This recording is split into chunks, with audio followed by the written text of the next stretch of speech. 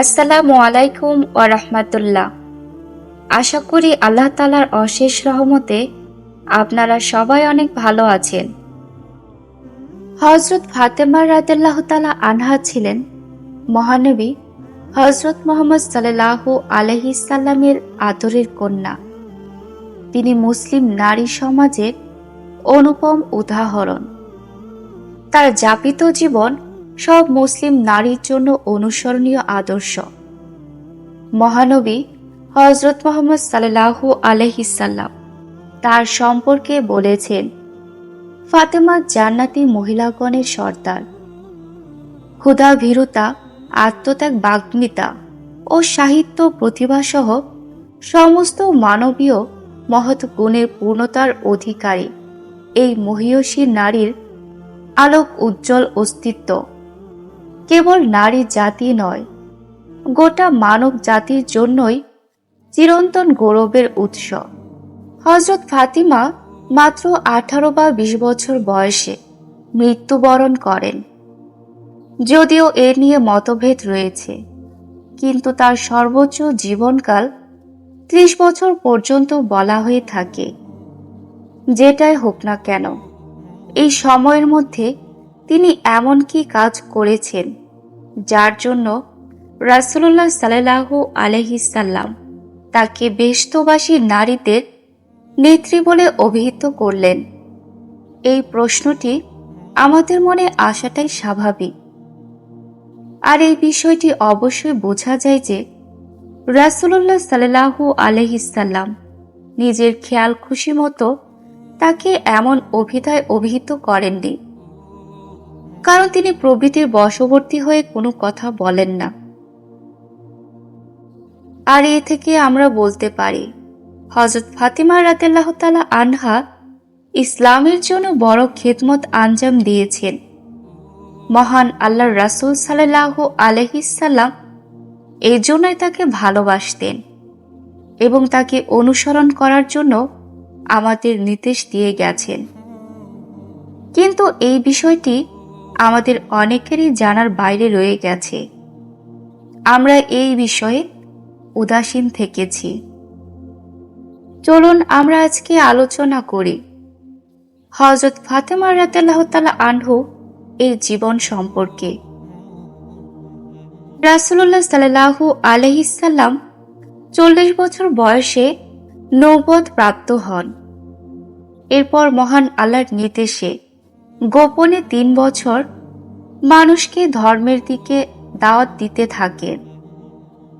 3 বছর পর তিনি প্রকাশ্যে নিজের আত্মীয় স্বজন ও মক্কাবাসীকে ধর্মের পথে দাওয়াত দেন।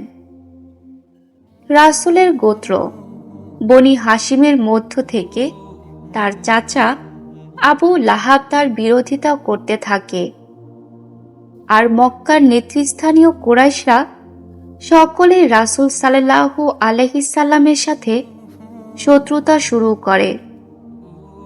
এর মধ্যে রাসূল পাক সাল্লাল্লাহু আলাইহি সাল্লামের পুত্র সন্তানরা মারা গেলে কাফির মুশরিকরা রাসূল সাল্লাল্লাহু আলাইহি সাল্লামকে নিয়ে ঠাট্টা করতে থাকে। আস ইবনে ওয়াইল রাসূলকে আবতার অর্থাৎ নির্বংশ বলে গালি দেয়।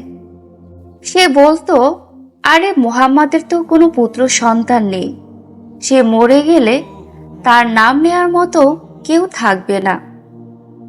রাসূলুল্লাহ সাল্লাল্লাহু আলাইহি সাল্লাম এই কথায় খুব কষ্ট পেতেন। মহান আল্লাহ তার এই কষ্ট দূর করার জন্য যে অমূল্য নেয়ামত তাকে দান করেন, তিনিই হলেন হযরত ফাতিমা রাদিয়াল্লাহু তাআলা আনহা। এর প্রেক্ষিতে পবিত্র কোরআনের সূরা কাউসার নাজিল হয়। হযরত ফাতিমার সবচেয়ে প্রসিদ্ধ উপাধি হল জাহরা, জাকিয়া, বাইতুল ও রাজিয়া। চারিত্রিক বিভিন্ন বৈশিষ্ট্যের কারণে তিনি আরো কিছু উপাধিতে ভূষিত হন। এগুলোর মধ্যে অন্যতম হল সিদ্দিকা, কুবরা, মুবারিকা, আজরা, তাহিরা এবং সায়াদাতুন নিসা।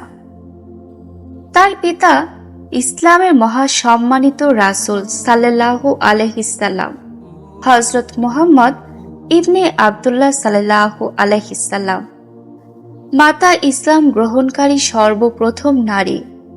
আল্লাহর রাসূল সাল্লাল্লাহু আলাইহিসসাল্লামের সর্বপ্রথম স্ত্রী খাদিজাতুল কুবরা।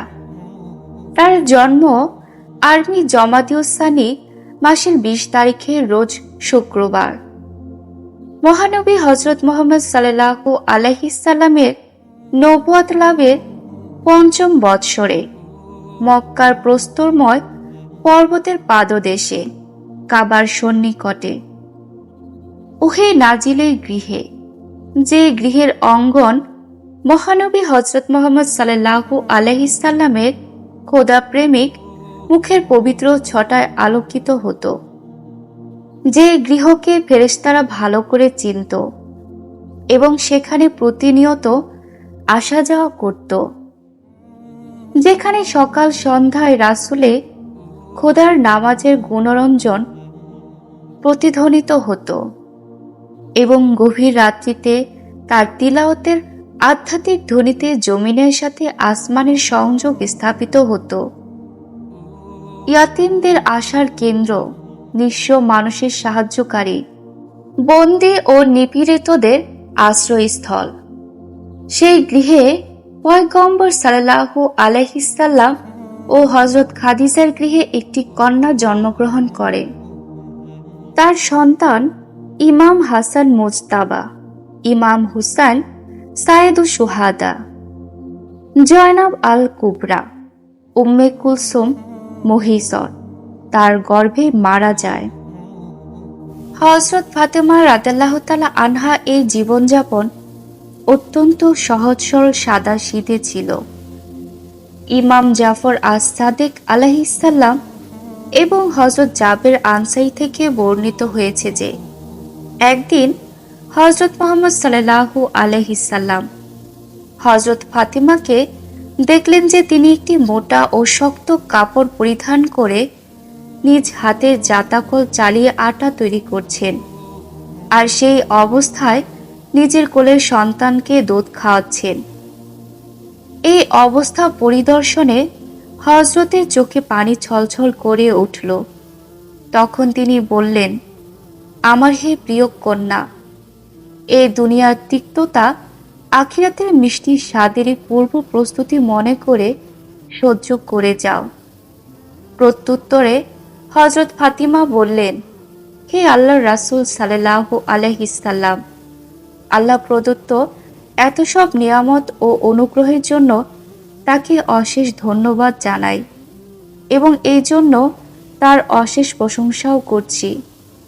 তখন আল্লাহ তাআলা একটি আয়াত অবতীর্ণ করেন, যার অর্থ হলো, তোমার প্রভু অতি শীঘ্রই তোমাকে এত সব কিছু দিবে যার ফলে তুমি সন্তুষ্ট হবে। ইমাম জাফর সাদিক বলেন, হযরত ইমাম আলী রাদিয়াল্লাহু তাআলা আনহু পানি ও কাঠ জোগাড় করে আনতেন, আর হযরত ফাতিমা রাদিয়াল্লাহু তাআলা আনহা আটা তৈরি করে খামির বানাতেন আর তা দিয়ে রুটি তৈরি করতেন। তিনি কাপড়ে তালি লাগানোর কাজও করতেন। এই মহিয়সী রমণী সকলে চেয়ে বেশি রূপসী ছিলেন এবং তার পবিত্র গাল দুটির সৌন্দর্যে পুষ্পের মতো ফুটেছিল। আল্লাহর দরুদ তিনি সহ তার পিতা, স্বামী ও সন্তানদের উপর বর্ষিত হোক। হযরত আলী রাদিয়াল্লাহু তাআলা আনহু বলেছেন, ফাতেমা মশক দিয়ে এতই পানি উত্তোলন করেছেন যার ফলে তার বক্ষে ক্ষতের ছাপ পড়ে যায়।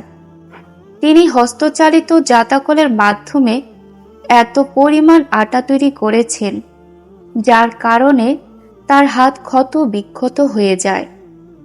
তিনি এত পরিমাণ ঘর রান্নাবান্নার কাজ করেছেন যে তার পোশাক ধুলা ময়লায় ভরে যেত। এই ব্যাপারে তিনি প্রচুর কষ্ট স্বীকার করেছেন। তিনি মদিনার দরিদ্র ও অভাবগ্রস্ত মানুষের মধ্যে বিতরণের জন্য প্রতিদিনই রুটি প্রস্তুত করতেন। আমিরুল মুমিনিন হযরত আলী রাদিয়াল্লাহু তাআলা আনহু বলেন, আল্লাহর শপথ, আমার দাম্পত্য জীবনে ফাতেমাকে তার মৃত্যুর পূর্ব মুহূর্ত পর্যন্ত কখনো রাগাইনি, আর কোনো কাজে তাকে বাধ্যও করিনি। সেও আমাকে কখনো রাগান্বিত করেনি এবং কখনো আমার অবাধ্য হয়নি। যখনই তার দিকে দৃষ্টি নিক্ষেপ করতাম, তখনই আমার দুঃখ কষ্ট দূর হয়ে যেত। হযরত হাসান বসরি রহমতুল্লাহি আলাইহি বলেন, নবী করিম সাল্লাল্লাহু আলাইহি সাল্লাম এর উম্মতের মধ্যে হযরত ফাতেমার মতো ইবাদতকারী পৃথিবীতে আর আসেনি। তিনি নামাজ ও ইবাদতে এত বেশি দাঁড়িয়ে থাকতেন যে এর ফলে তার পা দুটি ফুলে গিয়েছিল। ইমাম হাসান আরও বলেন, এক বৃহস্পতিবার দিবাগত রাত্রে আমার মাকে ইবাদতে দাঁড়িয়ে থাকতে দেখতে পেলাম। তিনি সুবহে সাদিক পর্যন্ত নামাজ ও মুনাজাতরত ছিলেন। আমি শুনতে পেলাম যে তিনি মুমিন ভাই বোনদের জন্য তাদের নাম ধরে দোয়া করলেন, কিন্তু নিজের জন্য কোনো দোয়াই করলেন না। আমি তাকে জিজ্ঞেস করলাম, মা, আপনি যেভাবে অন্যের জন্য দোয়া করলেন, সেভাবে কেন নিজের জন্য দোয়া করলেন না? উত্তরে তিনি বলেন, হে বৎস, প্রথমে প্রতিবেশীদের জন্য, তারপর নিজেদের জন্য। ইমাম মুসা কাজিম রহমতুল্লাহি আলাইহি তার পিতা ও পিতামহদের কাছ থেকে বর্ণনা করেছেন যে হযরত আমিরুল মুমিনিন আলী রাদিয়াল্লাহু তাআলা আনহু বলেছেন, একদিন এক অন্ধ ব্যক্তি ফাতেমার গৃহে প্রবেশের জন্য অনুমতি চাইলে তিনি ওই অন্ধ ব্যক্তি থেকে নিজেকে আড়াল করে রাখলেন। রাসূল পাক সাল্লাল্লাহু আলাইহি সাল্লাম বললেন, হে ফাতেমা, কেন তুমি এই ব্যক্তি থেকে নিজেকে আড়াল করে রেখেছ? সে তো অন্ধ, তোমাকে দেখছে না। প্রতি উত্তরে ফাতেমা বলেন, যদিও ওই অন্ধ লোকটি আমাকে দেখছে না, কিন্তু আমি তো তাকে দেখছি। এই অন্ধ ব্যক্তিটির নাসিকা গ্রন্থি তো কাজ করছে, তিনি তো ঘ্রাণ নিতে পারেন। এই কথা শুনে রাসূলুল্লাহ সাল্লাল্লাহু আলাইহি সাল্লাম বলেন, আমি সাক্ষ্য দিচ্ছি যে তুমি আমার দেহের অংশ। হযরত ফাতেমা রাদিয়াল্লাহু তাআলা আনহাকে প্রশ্ন করা হয়, একজন নারীর জন্য সর্ব উত্তম জিনিস কোনটি? তিনি এর উত্তরে বলেন, নারীদের জন্য সর্ব উত্তম জিনিস হলো তারা যেন কোনো পুরুষকে না দেখে, আর পুরুষরাও যেন তাদেরকে না দেখতে পায়। তদ্রূপ মহানবী হযরত মুহাম্মদ সাল্লাল্লাহু আলাইহি সাল্লাম যখন তার সাহাবীদের সামনে প্রশ্ন রাখেন যে একজন নারী কখন মহান আল্লাহর সবচেয়ে নৈকট্য লাভে সক্ষম হন, তখন হযরত ফাতেমা রাদিয়াল্লাহু তাআলা আনহা বলেন, নারী যখন বাড়ির সর্বাপেক্ষা গোপন অংশে অবস্থান গ্রহণ করে, তখন তার প্রভুর সবচেয়ে নিকটবর্তী হয়। হযরত মুহাম্মদ সাল্লাল্লাহু আলাইহি সাল্লাম হযরত ফাতেমার উত্তর শ্রবণ করে বলেন, ফাতেমা আমার শরীরের অংশ। হ্যাঁ, এটা সুস্পষ্ট যে যতক্ষণ পর্যন্ত একজন নারীর গৃহের বাইরে আসার কারণে কোনো হারাম বা নিষিদ্ধ কাজ সংঘটিত না হয়, ততক্ষণ তার বহিরাগমনে কোনো আপত্তি নেই। কখনো কোনো কাজের জন্য নারীর বহিরাগমনের দিকটা কল্যাণকর হয়ে থাকে, আবার কখনো অত্যাবশ্যকীয় হয়ে পড়ে। হযরত সালমান ফার্সি বলেন, একবার হযরত ফাতেমা হস্তচালিত জাতাকল দিয়ে আটা তৈরি করছিলেন, আর জাতাকলের হাতল ফাতেমার হাতের ক্ষতস্থান দ্বারা রক্ত রঞ্জিত হয়ে গিয়েছিল। তখন শিশু হুসাইন তার পাশে ক্ষুধার জ্বালায় ক্রন্দন করছিল। আমি তাকে বললাম, হে রাসূলের দুহিতা, আপনার হাত ক্ষত হয়ে গেছে, ফিদা তো আপনার ঘরেই রয়েছে। তখন তিনি বলেন, রাসূল সাল্লাল্লাহু আলাইহি সাল্লাম আমাকে আদেশ করেছেন যে পালাক্রমে একদিন ফিদ্দা ঘরের কাজ করবে আর আমি অন্য একদিন। তার পালা গতকাল শেষ হয়ে গেছে আর আজকে আমার পালা। মহানবী হযরত মুহাম্মদ সাল্লাল্লাহু আলাইহি সাল্লামের উপর একটি আয়াত অবতীর্ণ হয়, যার অর্থ হচ্ছে নিশ্চয়ই জাহান্নাম তাদের সকলের জন্য প্রতিশ্রুত স্থান। তার 7টি দরজা রয়েছে, যার প্রত্যেক দরজার জন্য তাদের অন্তর্ভুক্ত স্বতন্ত্র দল থাকবে। এই আয়াতটি অবতীর্ণ হয় তখন আল্লাহর রাসূল সাল্লাল্লাহু আলাইহি সাল্লাম উচ্চস্বরে ক্রন্দন করেছিলেন আর তার সাহাবীরাও তার কান্না দেখে কান্নায় ভেঙে পড়েছিলেন। কিন্তু তারা জানতেন না যে হযরত জিবরাইল আলাইহিস সালাম রাসূল সাল্লাল্লাহু আলাইহি সাল্লামের উপর কি অবতীর্ণ করেছেন। মহানবী হযরত মুহাম্মদ সাল্লাল্লাহু আলাইহি সাল্লাম ভাব গম্ভীর অবস্থা দেখে তাকে কেউ কিছু প্রশ্ন করার সাহস পায়নি। হযরত মুহাম্মদ সাল্লাল্লাহু আলাইহি সাল্লাম যখনই হযরত ফাতিমাকে দেখতেন তখনই আনন্দিত হয়ে উঠতেন। তাই হযরত সালমান ফার্সি মহানবী হযরত মুহাম্মদ সাল্লাল্লাহু আলাইহি সাল্লামের এহেন অবস্থার সংবাদ হযরত ফাতিমাকে প্রদান করার জন্য তার গৃহাভিমুখে যাত্রা করেন। হযরত সালমান ফার্সি তার গৃহে পৌঁছে দেখেন যে হযরত ফাতেমা যাতায় আটা তৈরি করছেন আর একটি আয়াত পাঠ করছেন, যার অর্থ আল্লাহর নিকট যা আছে তা কল্যাণকর এবং তাই অবশিষ্ট থাকবে। তার পরনে একটি পশমি পোশাক, যার 12 জায়গায় খেজুরের আঁশ দ্বারা তালি লাগানো ছিল। হযরত সালমান ফার্সি হযরত ফাতেমার কাছে নবী করিম সাল্লাল্লাহু আলাইহি সাল্লাম এর অবস্থা এবং হযরত জিবরাইল আলাইহিস সালাম যে কিছু নিয়ে অবতীর্ণ হয়েছেন তা খুলে বললেন। হযরত ফাতেমা উঠে দাঁড়ালেন এবং সেই তালি দেয়া আবা পরেই বাবার কাছে রওনা হলেন। হযরত সালমান ফার্সি হযরত ফাতেমার পরনে এই ধরনের কাপড় দেখে ভীষণ কষ্ট পেলেন। তিনি বলেন, হায়, রোমান ও পারস্য সম্রাটদের কন্যারা রেশমি কাপড় পরিধান করে, আর মুহাম্মদ সাল্লাল্লাহু আলাইহি সাল্লাম এর কন্যার পরনে পশমি পোশাক, যার 12 স্থানে তালি লাগানো রয়েছে। হযরত ফাতেমা রাদিয়াল্লাহু তাআলা আনহা বাবার কাছে পৌঁছে সালাম দিয়ে বললেন, হে পিতা, সালমান আমার পোশাক দেখে বিস্ময় প্রকাশ করেছে।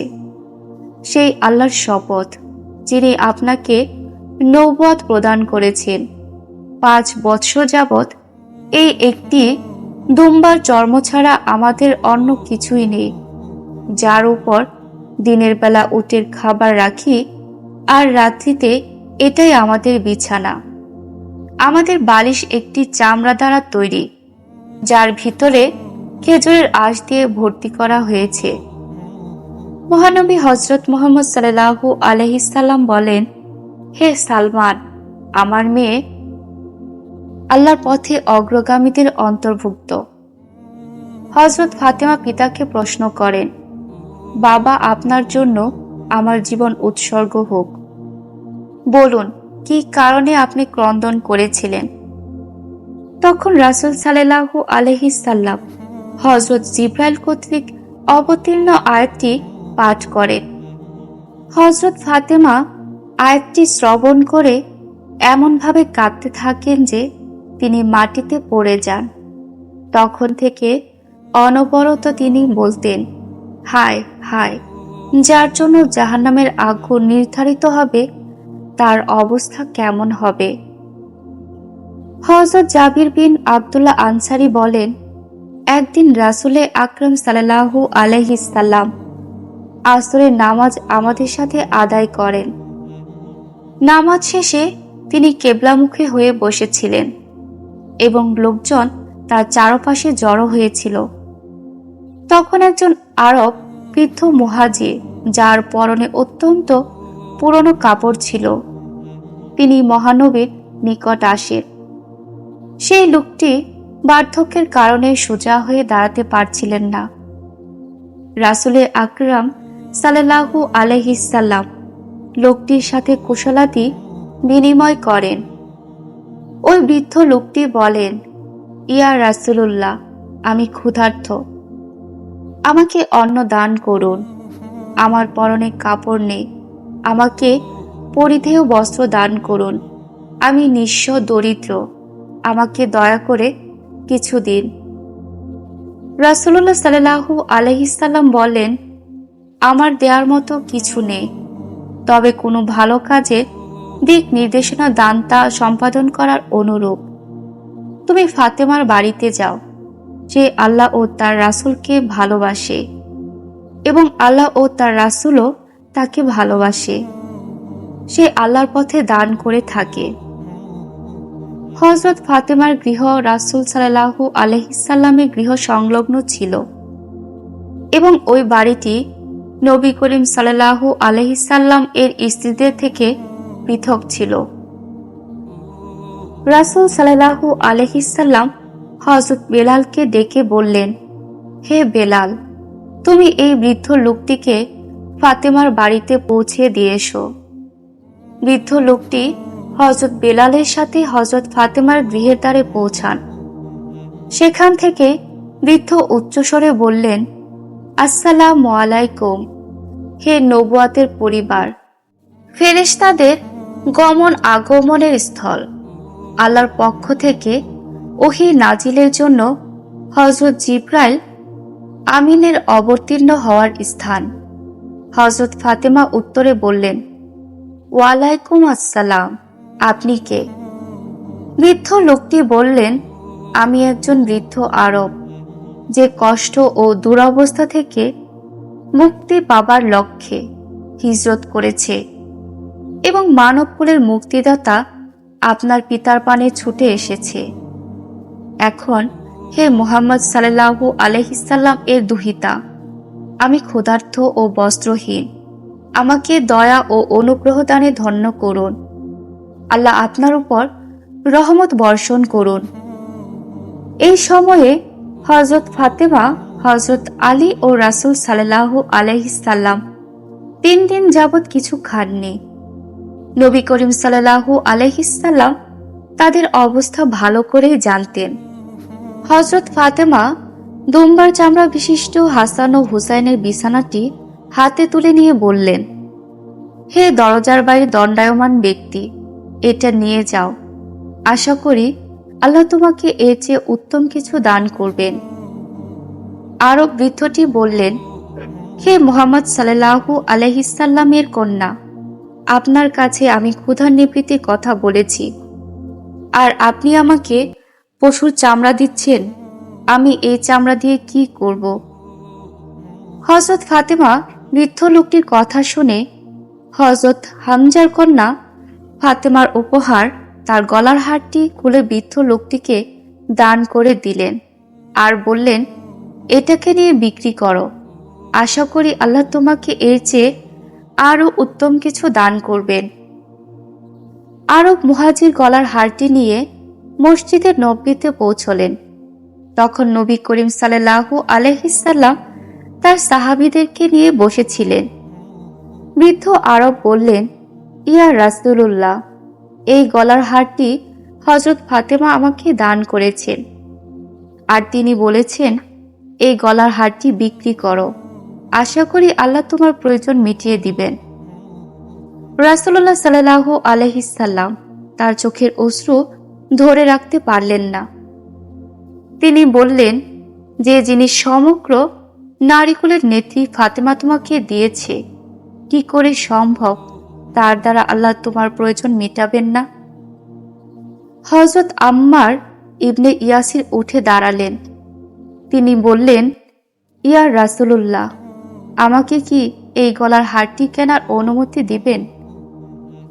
রাসূলুল্লাহ সাল্লাল্লাহু আলাইহি সাল্লাম জবাবে বললেন, হে আম্মার, এটা ক্রয় করো।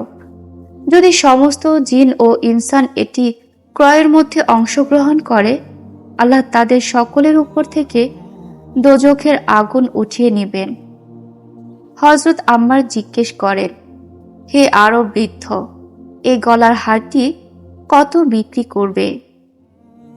বৃদ্ধ লোকটি জবাবে বললেন, এই গলার হারের পরিবর্তে আমার জন্য এতটুকুই যথেষ্ট যে আমি যেন তা দিয়ে কিছু রুটি ও মাংস কিনে ক্ষুধা নিবারণ করতে পারি এবং একটি কাপড় কিনে আমার দেহ আবৃত করতে পারি, যেন সে কাপড় দিয়ে আল্লাহর দরবারে নামাজে আদায় করতে পারি। আর কয়েকটি দিনারই যথেষ্ট, যা আমি আমার পরিবারকে দিতে পারি। হযরত আম্মারের কাছে নবী করিম সাল্লাল্লাহু আলাইহি সাল্লাম কর্তৃক প্রাপ্ত খায়বরের যুদ্ধের গনিমতে কিছু মাল অবশিষ্ট ছিল। তিনি বলেন, এই গলার হারের বিনিময়ে আমি তোমাকে 20 দিনার ও 200 দিরহাম, একটি ইয়ামেনি পোশাক এবং একটি উট দিব, যার মাধ্যমে তুমি তোমার পরিবারের নিকট পৌঁছাতে পারো, আর তাতে তোমার ক্ষুধা নিবারণের ব্যবস্থাও হবে। বৃদ্ধ লোকটি বললেন, হে পুরুষ, তুমি অত্যন্ত দানশীল। অতঃপর সেই লোকটি হযরত আম্মারের সাথে তার গৃহে গেল। হযরত আম্মার প্রতিশ্রুতি মোতাবেক সবকিছু সেই লোকটিকে দিলেন। বৃদ্ধ লোকটি মালামাল নিয়ে রাসূল সাল্লাল্লাহু আলাইহি সাল্লামের কাছে এলেন। তিনি জিজ্ঞেস করেন, এখন তোমার ক্ষুধা মিটেছে? তোমার পরিধেয় বস্ত্র পেয়েছ? উত্তরে লোকটি বললেন, জি হ্যাঁ, আমার প্রয়োজন মিটেছে। আমার পিতামাতা আপনার জন্য উৎসর্গ হোক। রাসূল সাল্লাল্লাহু আলাইহি সাল্লাম বললেন, তাহলে ফাতেমার জন্য তার অনুগ্রহের কারণে দোয়া করো। তখন আরব মুহাজির লোকটি এইভাবে দোয়া করলেন, হে আল্লাহ, তুমি সর্বদাই আমার প্রভু। তুমি ব্যতীত অন্য কোনো উপাস্যের আমি ইবাদত করি না। তুমি সকল ক্ষেত্র থেকে আমার রিজিক দাতা। হে পরওয়ারদিগার, ফাতেমাকে এমন সবকিছু দাও যা চক্ষু কখনো অবলোকন করেনি আর কোনো কর্ণ কখনো শ্রবণ করেনি। প্রিয় নবী সাল্লাল্লাহু আলাইহি সাল্লাম তার দোয়ার শেষে আমিন বললেন এবং তার সাহাবীদের প্রতি তাকিয়ে বলেন, নিশ্চয়ই আল্লাহ এই পৃথিবীতে ফাতেমাকে এই দোয়ার ফল দান করেছেন, কেননা আমি তার পিতা। আমার সমকক্ষ পৃথিবীতে অন্য কেউ নেই, আর আলী তার স্বামী। যদি আলী না থাকতো তাহলে কখনো তার সমকক্ষ স্বামী খুঁজে পাওয়া যেত না। আল্লাহ ফাতেমাকে হাসান ও হুসাইনকে দান করেছেন। বিশ্বের বুকে মানবকুলের মাঝে তাদের মতো আর কেউ নেই, কেননা তারা বেহেশতের যুবকদের সর্দার। রাসূল সাল্লাল্লাহু আলাইহি সাল্লাম এর সামনে হযরত মেকদাদ, হযরত আম্মার ও হযরত সালমান ফার্সি দাঁড়িয়েছিলেন। হযরত মুহাম্মদ সাল্লাল্লাহু আলাইহি সাল্লাম তাদেরকে উদ্দেশ্য করে বললেন, ফাতেমার মর্তবা ও মর্যাদার ব্যাপারে আরো কিছু বলবো? তারা উত্তর দিলেন, বলুন ইয়া রাসূলুল্লাহ। তখন রাসূল সাল্লাল্লাহু আলাইহি সাল্লাম বললেন, জিব্রাইল আমাকে সংবাদ দিয়েছে যে ফাতেমার দাফন সম্পন্ন হবার পর কবরে প্রশ্নকারী দুজন ফেরেশতা তাকে জিজ্ঞেস করবে, তোমার প্রভুকে? জবাব দিবে, আল্লাহ। অতঃপর জিজ্ঞেস করবে, তোমার নবীকে? জবাবে বলবে, আমার পিতা। আরো জিজ্ঞেস করবে, তোমার যুগের ইমাম ও নেতা কে ছিল? জবাব দিবে, এই যে আমার কবরের পাশে দাঁড়িয়ে আছে আলী ইবনে আবু তালিব। নবী করিম সাল্লাল্লাহু আলাইহি সাল্লাম আরো বলেন, তোমরা জেনে রাখো, আমি তোমাদের নিকট ফাতেমার আরো যোগ্যতা ও মর্যাদার কথা বর্ণনা করতে চাই। ফাতেমাকে রক্ষা করার জন্য আল্লাহ ফেরেশতাদের একটি বড় দলকে দায়িত্ব দিয়েছেন, যেন তারা ফাতেমাকে সামনে পেছনে ডানে বাঁয়ে থেকে হেফাজত করতে পারে, এবং তারা তার সারা জীবন তার সাথেই রয়েছে, আর কবরে এবং কবরে মৃত্যুর পরেও তার সাথেই রয়েছেন। তারা তার এবং তার পিতা, স্বামী ও সন্তানদের উপর অসংখ্য দরুদ পাঠ করছেন। অতঃপর যারা আমার ওফাতের পর আমার কবর জিয়ারত করবে, তারা যেন আমার জীবদ্দশাতে আমাকে জিয়ারত করল। আর যারা ফাতেমার সাক্ষাৎ লাভ করে, তারা আমার জীবদ্দশায়ই আমাকে দেখার সৌভাগ্য অর্জন করল। যারা আলী বিন আবু তালিবের সাথে সাক্ষাৎ করল, মনে করতে হবে ফাতেমারই সাক্ষাতের সৌভাগ্য হয়েছে। যারা হাসান ও হুসাইনকে দেখার সৌভাগ্য অর্জন করল, তারা আলী বিন আবু তালিবেরই সাক্ষাৎ লাভ করল। আর যারা হাসান ও হুসাইনের বংশের সন্তানদের সাথে সাক্ষাৎ লাভ করল, তারা ওই দুই মহান ব্যক্তির সাক্ষাতেরই সৌভাগ্যবান হল। পরক্ষণে হযরত আম্মার গলার হারটি নিয়ে মেশক দ্বারা সুগন্ধযুক্ত করলেন এবং ওটাকে ইয়ামিনী কাপড়ে মোড়ালেন। তার একটা দাস ছিল, তার নাম ছিল সাহম। খায়বারের যুদ্ধে গনিমতের মালের যে অংশ তার ভাগে পড়েছিল, তা দিয়ে তিনি এই গোলামকে ক্রয় করেছিলেন।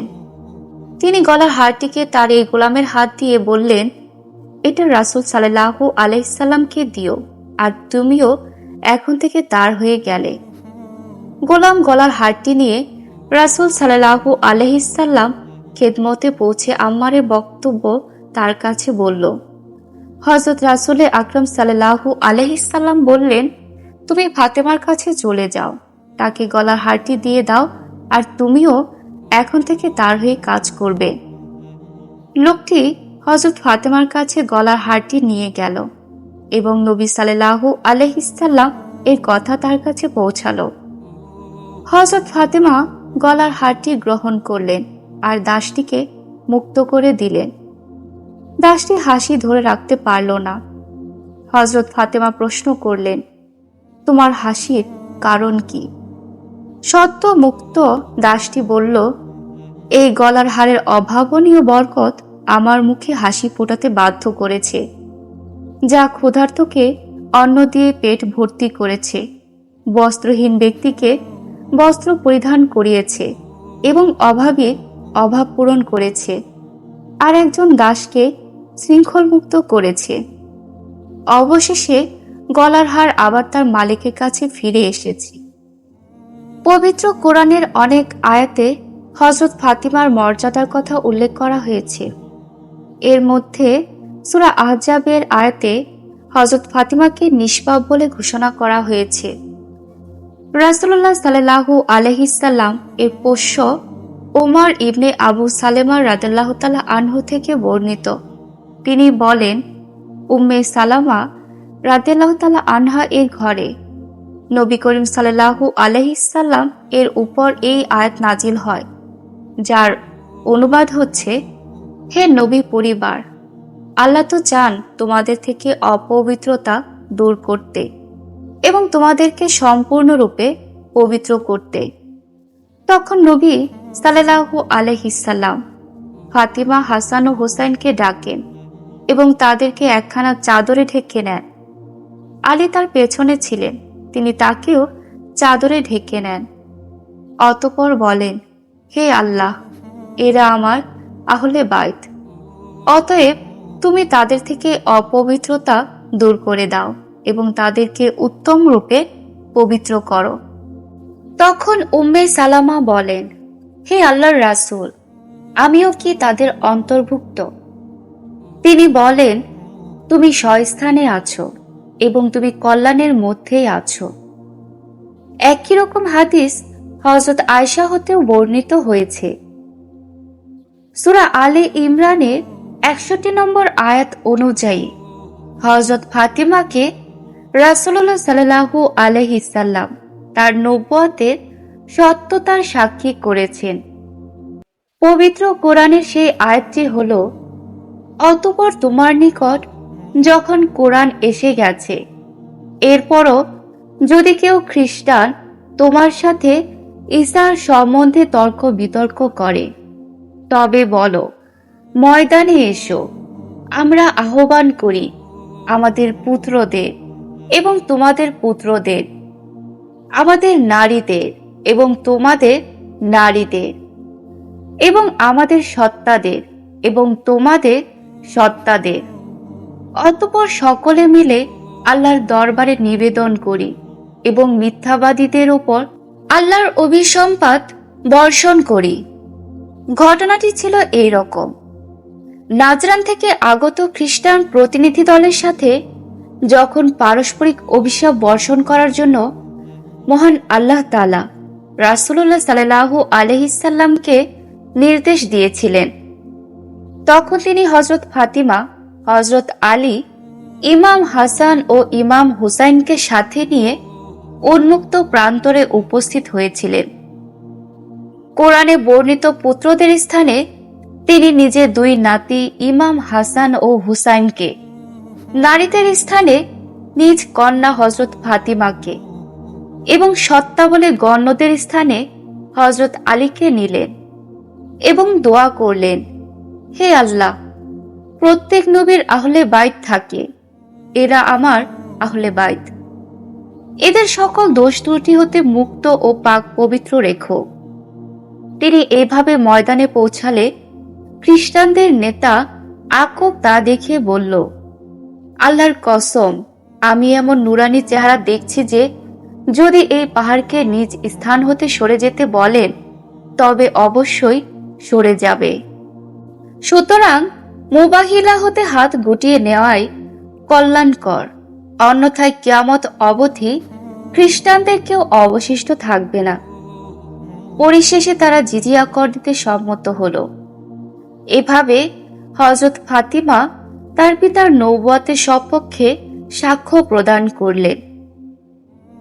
সূরা দাহরে হযরত ফাতিমা ও তার পরিবারের প্রশংসা করা হয়েছে এইভাবে, তারা আল্লাহর ভালোবাসায় অভাবগ্রস্ত অনাথ ও বন্দীকে আহার্য দান করে এবং বলে, কেবল আল্লাহর সন্তুষ্টি লাভের উদ্দেশ্যে আমরা তোমাদেরকে আহার প্রদান করি।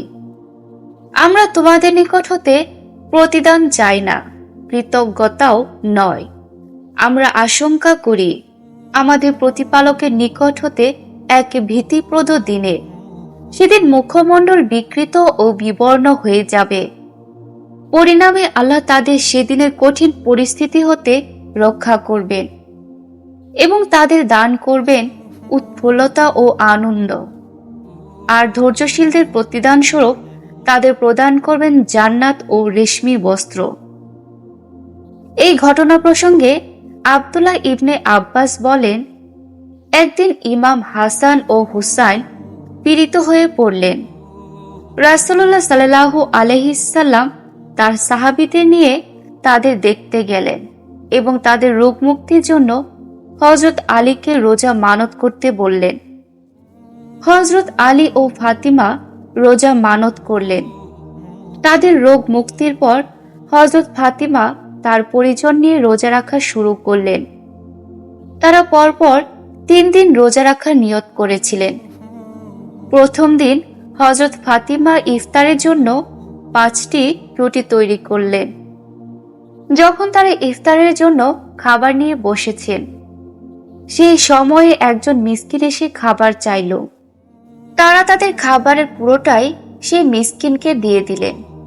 দ্বিতীয় ও তৃতীয় দিনে একইভাবে ইফতারের সময় যথাক্রমে একজন ইয়াতিম ও একজন বন্দী তাদের কাছে খাবার চাইল। তারা পরপর এই 3 দিনে কেবল পানি দিয়ে ইফতার করলেন।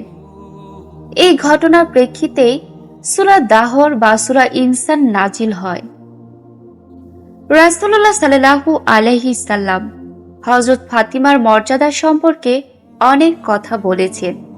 যেমন তিনি বলেন, 4 জন নারী সমগ্র নারী জাতির মধ্যে সর্বোত্তম: মারিয়াম বিনতে ইমরান, আসিয়া বিনতে মুজাহিম, খাদিজা বিনতে খুয়াইলিদ এবং ফাতিমা বিনতে মুহাম্মদ।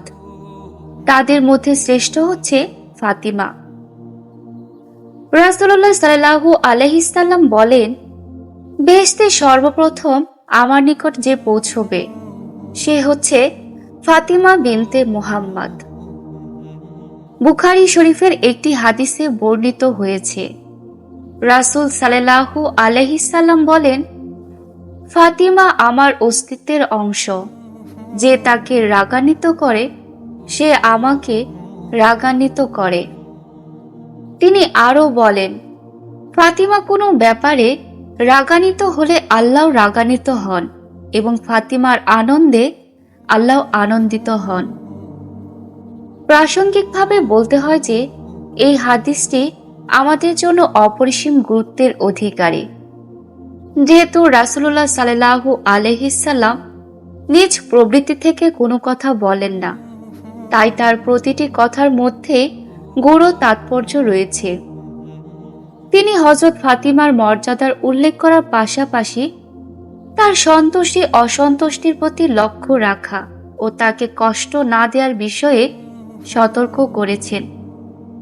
হযরত ফাতিমার সন্তুষ্টি অসন্তুষ্টি ও তাকে কষ্ট দেওয়ার সাথে মহান আল্লাহর ও রাসূলের সন্তুষ্টি অসন্তুষ্টি এবং রাসূলকে কষ্ট দেওয়ার বিষয়কেও সম্পৃক্ত করার মাধ্যমে হযরত ফাতিমার আচরণকে ধর্মের সীমায় আনা হয়েছে। রক্তের সম্পর্ক নয়, বরং বেহেশতের নারীদের নেত্রীর অসন্তুষ্টি অবশ্যই আল্লাহকে অসন্তুষ্ট করবে, কারণ তিনি অন্যায় কোনো বিষয়ে অসন্তুষ্ট হতে পারেন না। যদি ওই সম্ভাবনা থাকতো যে তিনি মহান আল্লাহর সন্তুষ্টির বিপরীত বিষয়ে সন্তুষ্ট হতে পারেন, তবে রাসূলুল্লাহ সাল্লাল্লাহু আলাইহি সাল্লাম কখনোই তার সম্পর্কে এমন কথা বলতেন না। আর সেজন্যই হযরত ফাতিমার অসন্তুষ্টি ও তাকে কষ্ট দেয়াকে রাসূলের অসন্তুষ্টি ও তাকে কষ্ট দেওয়ার সমান করা হয়েছে।